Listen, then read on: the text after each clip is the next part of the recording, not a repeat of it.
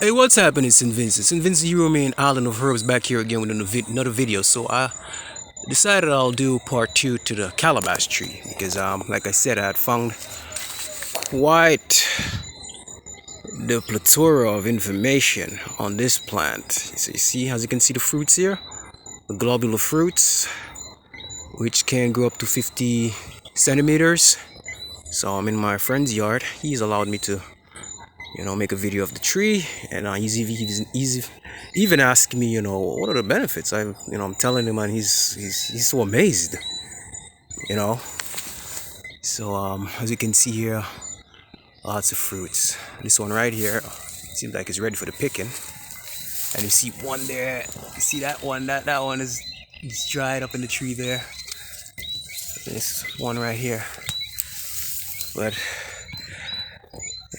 so amazing. It's nice tree. This one is a lot of fruits. So as I said, botanical name is Crescentia cujete. Alright. Common names are calabash tree, common calabash tree, gourd tree, mofacor in Chinese, and belongs to the Bignonaceae family. And its origin is native to Mexico, Caribbean, Central and South America. It's the national tree of St. Lucia. Alright, so a tropical ornamental evergreen tree, medium growth rate reaching between 6.1 to 9.1 meters, 20 to 30 feet. Tall in the wild. Okay, it's multi-trunk with a rough bark and long spreading branches. Leaves are spoon-shaped or ovate. Right?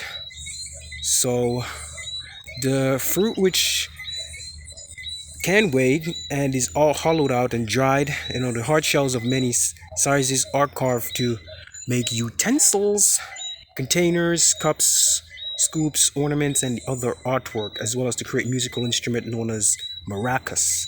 Okay, also in folklore medicine, the pulp is used as a laxative, diuretic, anti-inflammatory agent, expectorant for relief of respiratory problems, cooling effect to reduce fever, etc. Okay, the bark, decoction is used for diarrhea, and the wood for tool handles, saddles, and ox yokes. Okay, the pounded leaves are used as a poultice for headaches and as topicals for wound. Right. So and as with the Ital culture, these are used, as utensils to eat food in. For people like the Rastafarians who don't believe in refined products, or using the salt or even the microwaves. So Crescentia cujete is one of the Philippine plants referred to as miracle plant, also considered the miracle tree of General Santos City. The Costa Rican town of Santa Barbara de Santa Cruz holds a traditional annual dance of the calabashes.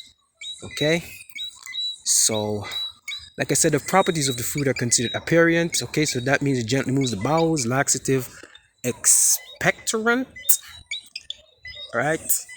And studies have suggested antibacterial, anti-diabetic, snake venom, neutralizing, anti-angiogenesis, and nervous system depressant, antimicrobial, anti-inflammatory, cytotoxic, wound healing, anti-platelet aggregation, and anti-thermic properties.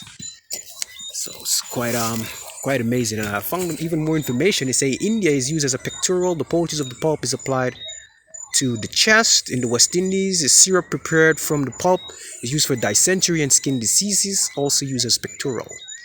Right, in Rio de Janeiro, the alcoholic extract of the not quite ripe fruit is used to relieve constipation. The bark is used for mucosal diarrhea.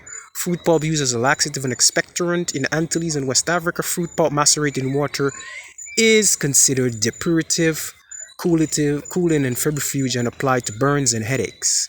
Throughout the Caribbean, is used as an analgesic for pain and anti-inflammatory.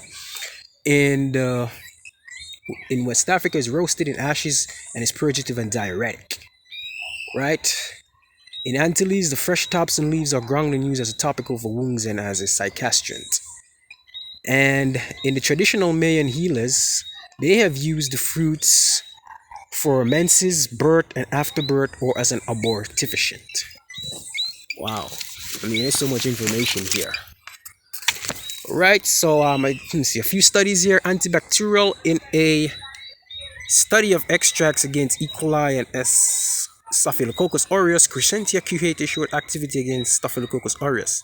Snake venom neutralizing effect in a study of T5 plant extracts used by traditional healers in Colombia for snake bites.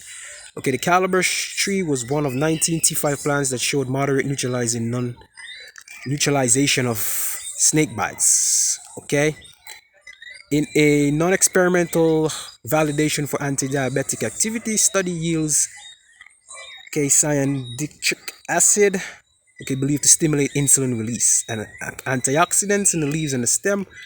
The bark study evaluated leaves and bark crude ethanol extracts for antioxidant activity using DPP, HFRP, and THC assays. Okay, phytochemical screening yielded steroids, flavonoids, tannins, glycosides, and terpenoids. The leaves showed significant free radical scavenging properties compared to stem and bark.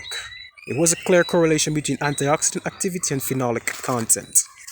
So, it's a lot of information for this plant. So there it is, the calabash tree. It's many uses. Thankful for my friend for allowing me to film this tree. He didn't have a problem with it. So that's the calabash tree. So thanks again for watching.